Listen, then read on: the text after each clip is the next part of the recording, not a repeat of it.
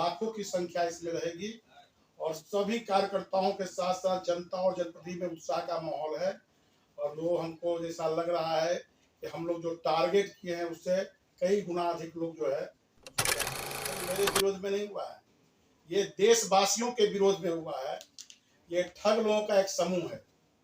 ये ऐसे लोग हैं जिनके पर कहीं ना कहीं कोई तो बेल पर है, कोई जेल में है और कोई सजायाफ्ता है।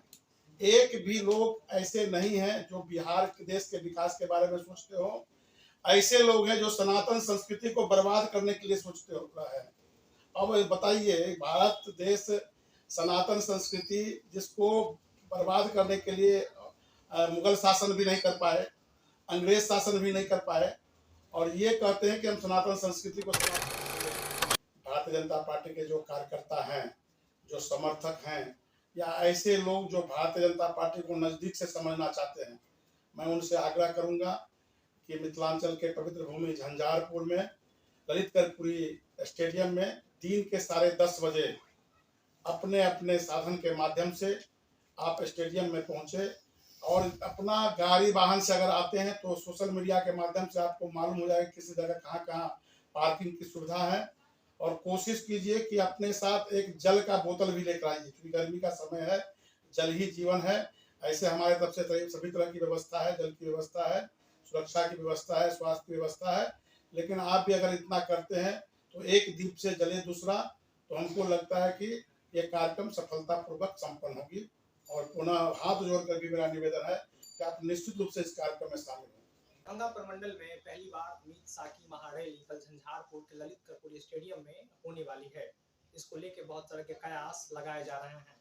कुछ लोगों का कहना है कि मिथिलांचल के 5 सीटों पे उसका काफी बड़ा असर होने वाला है, तो कुछ लोग इसे बिहार से जोड़ रहे हैं। इसके बारे में विशेष बातचीत भाजपा के कद्दावर नेता सुमन कुमार महासेठ से हमारी होगी।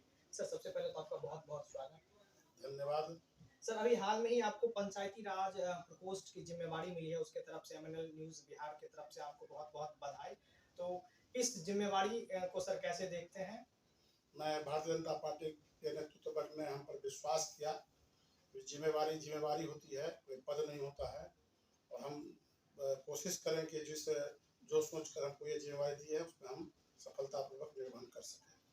सर, कल अमित शाह की रैली होने वाली है झंझारपुर में, उसको लेकर के आप लोगों की कैसी तैयारी है, खास करके कल के प्रोग्राम में? क्योंकि ये कहा जा रहा है कि कल जो रैली होने वाली है उसका कहीं ना कहीं पूरे बिहार के लोकसभा सीट पे इसका असर पड़ने वाला है। ये प्रमंडलीय सम्मेलन है और प्रमंडलीय सम्मेलन ये भारतीय जनता पार्टी का रूटीन कार्यक्रम है। ये रूटीन कार्यक्रम में इस कार्यक्रम का नाम दिया गया है प्रवास कार्यक्रम। भारतीय जनता पार्टी के सभी नेतृत्व वर्ग के लोग हर एक प्रमंडल में जाकर के एक दिन का ये कार्यक्रम रखते हैं और उसी कार्यक्रम के तहत ये झंझारपुर, मधुबनी और दरभंगा, क्योंकि संगठन के दृष्टिकोण से हम लोग झंझारपुर को भी जिला बनाए हुए हैं, इसलिए ये तीनों जिला मिला करके बहुत बड़ा कार्यक्रम होने वाला है। अभूतपूर्व लाखों की संख्या इसमें रहेगी और सभी कार्यकर्ताओं के साथ साथ जनता और जनप्रतिनिधि में उत्साह का माहौल है। और वो हमको जैसा लग रहा है कि हम लोग जो टारगेट किए हैं उससे कई गुना अधिक लोग जो है पहुंचेंगे। सर, INDIA गठबंधन बनता है आप लोगों के अगेंस्ट में, तो क्या लग रहा है, चूंकि ये जो रैली होने वाली है इसका असर बिहार के जो लोकसभा की सीटें हैं उस पर पड़ेगा, या जो INDA वाले हैं वो आप लोगों पे भारी पड़ेंगे? देखिए, INDA की गठन मेरे विरोध में नहीं हुआ है, ये देशवासियों के विरोध में हुआ है। ये ठग लोगों का एक समूह है।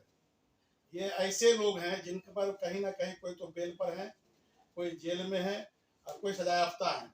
एक भी लोग ऐसे नहीं हैं जो बिहार के देश के विकास के बारे में सोचते हो। ऐसे लोग हैं जो सनातन संस्कृति को बर्बाद करने के लिए सोचते हो रहा है। अब बताइए, भारत देश सनातन संस्कृति जिसको बर्बाद करने के लिए मुगल शासन भी नहीं कर पाए, अंग्रेज शासन भी नहीं कर पाए, और ये कहते हैं कि हम सनातन संस्कृति को समाप्त करेंगे। इस देश के जनता को तय करना है कि सनातन संस्कृति वाले लोगों को किस प्रकार से खदेड़ करके जो है हमको इस समुद्र के उस पार भेजना है। सर, बात जब INDI के हो रही है तो इसमें मेरा एक प्रश्न रहेगा, चूंकि शायद कल ही एक प्रेस रिलीज जारी हुआ है, लगभग 14 लगभग 14 पत्रकारों को बैन किया गया है कि वो लोग आईएनडीआई वाले नेता के किसी भी प्रोग्राम में उन्हें नहीं बुलाया जाएगा। लोकतंत्र का सर चौथा स्तंभ पत्रकार था, उसको सर अगर ये लोग इस तरह से टारगेट कर रहे हैं तो इस पे भारतीय जनता पार्टी का सर क्या स्टैंड है? देखिए, भारतीय जनता पार्टी आज से नहीं, एक एक कार्यकर्ता जानता है कि ये जो आईएनडीआई वाले के लोग हैं, वो कहा जाता है, हम लोग के यहाँ एक कहावत है कि चोर जो है इजोत से भागता है, मतलब रोशनी से भागता है। तो आज आईएनडीए के लोग से जब प्रश्न पूछा जाता है कि किस घोटाला में आप जेल में गए थे, तो उनको शर्म लगता है। उनसे पूछा जाता है कि आप सनातन संस्कृति को कैसे समाप्त कीजिएगा, तो उनको शर्म लगता है, जनता को सामने नहीं बोल सकते हैं। और जनता जानती है कि ये जब मेरे सामने में आएगा तो हमको क्या जवाब देना है। इसीलिए ये लोग अब चूंकि जो राष्ट्र के प्रति समर्पित पत्रकारिता है या जो देश के हित को नहीं देखना चाहते हैं, ऐसे लोग निश्चित रूप से देश विरोधी शक्ति में जो सक्रिय लोग हैं, आईएनडीए के लोग, उनसे प्रश्न पूछेंगे और मन की बात जुबान पर आएगी। इससे डरकर वो चाहते हैं कि राष्ट्रीय पत्रकार जो है, राष्ट्रीय चैनल है, उस पर हम नहीं जाएं, हम ऐसे चैनल में जाए, सेरोसिस जैसे के चैनल पर जाए जो राष्ट्र विरोधी शक्ति के लिए अपने अर्थतंत्र से जो है भारत सरकार को बर्बाद करने की धमकी देने वाले ऐसे पत्रकारिता से वो जुड़कर रहना चाहते हैं। सर पहली दफा जब आप एमएलसी बने थे तो रिकॉर्ड तोड़ बहुमत से आप जीते हुए थे, तो कहीं ना कहीं कार्यकर्ताओं को श्रेय गया था और आम जनमानस में ये चर्चा है कि जो ग्राउंड लेवल पे आपकी मजबूत पकड़ है, वो मधुबनी हो, दरभंगा हो या कोई भी क्षेत्र हो, तो एक कयास सर ये लगाया जा रहा है कि झंझारपुर से बाकी जितने सारे उम्मीदवार हैं उसमें आप एक प्रबल, एक मजबूत उम्मीदवारी आपकी सांसद को लेकर के होने वाली है, ऐसी आम जनता में एक खबर चल रही है। तो इसको सर इस पे आपका क्या है? देखिए, जनता सोचती है कि जो भी जनप्रति बने अपने बीच के बने, और संजोग से हम जनता के बीच के कार्यकर्ता के नाते आज से नहीं 80 के दशक से इस काम में लगे हुए हैं और लगातार जनताओं से जीवन संपर्क रहा है। तो ये तो उनका सोच हो सकता है, जनता का सोच हो सकता है, लेकिन पार्टी इस पर पार्लियामेंट्री बोर्ड ही तय करती है कि किनको कहाँ से लड़ाना है, कौन हमारा उम्मीदवार जो है इस सीट के लिए उपयुक्त है। इसलिए जनता के कयास पर हम कुछ कमेंट नहीं कर सकते हैं। जो भी निर्णय, अंतिम निर्णय होगा, पार्लियामेंट्री बोर्ड की निर्णय होगी और उस निर्णय के साथ हम लोग हैं कि जिनको भी टिकट मिलता है हम लोग उनके साथ तन मन धन से उनके साथ समर्पित भाव से लगे रहते हैं। कहीं ना कहीं सर अगर आपको जिम्मेवारी मिलती है तो आप पूरी तरीके से तैयार हैं?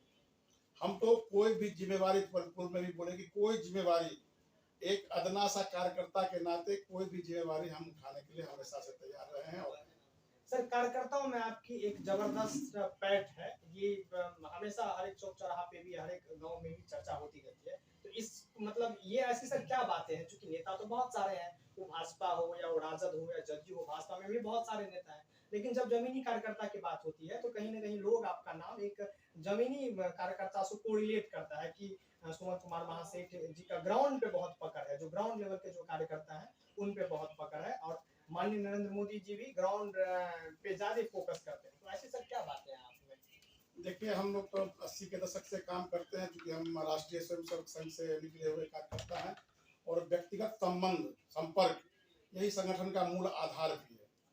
तो हमको जब जिसे जिम्मेवारी रही व्यक्तिगत संपर्क बनाने का काम किए, जब एमएलसी बने तो एक नए क्षेत्र में जाने का मौका लगा, जनप्रतिनिधियों के बीच में जाने का मौका लगा, आम जनता के बीच में जाने का मौका लगा और आम जनता की जो समस्याओं को हम नज़दीक से देखे, उसके निराकरण के लिए हमेशा प्रयासरत रहे और उसका निराकरण हुआ भी।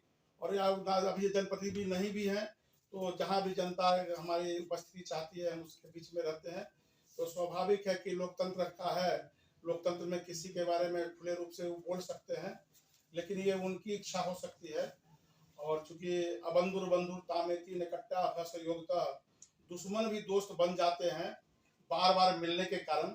ये एक अपना प्रयास है कि जो बिहार में अगर हमको सरकार बनाना है, केंद्र में यदि हमको सत्ता प्राप्त 2 बार किए हैं, इस बार भी करना है, तो नए लोगों को जोड़ना चाहिए और इसके लिए जो मजबूत लोग हैं उनके यहाँ बार बार हमको जाना पड़ता है। ऐसे लोग जुड़ते भी हैं और कल 16 तारीख को भी कई ऐसे लोग जो है भारतीय जनता पार्टी को अच्छे सामर्थ्यवान लोग भी ज्वाइन करने के लिए आतुर हैं और हो सकता है गृह मंत्री जी जब आदेश देंगे तो ऐसे लोगों को उस मंच पर हम लोग ज्वाइन भी करवाएंगे।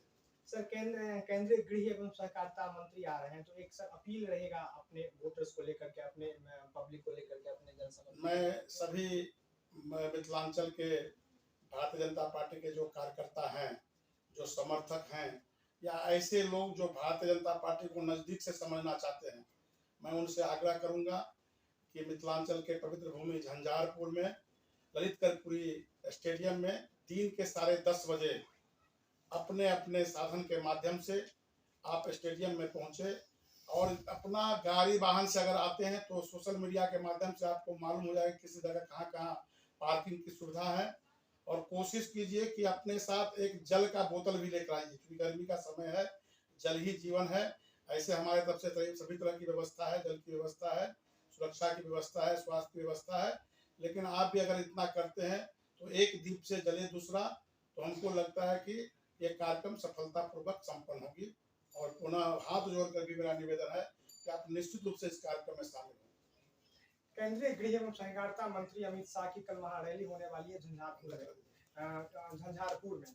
जब रैली होती है तो उस रैली का कहीं ना कहीं अर्थ होता है, क्योंकि भाजपा में नंबर 2 के नेता माने जाते हैं। अब देखना ये होगा कि कल की रैली में अमित शाह ये जो गर्जना होने वाली है वो कैसी रहेगी, और बिहार के बाकी लोकसभा के सीटों पर उसका कैसा असर होने वाला है। तब तक अपने सहयोगी के साथ मैं नीतीश झा, मधुबनी से। देखते रहिए MNN न्यूज बिहार।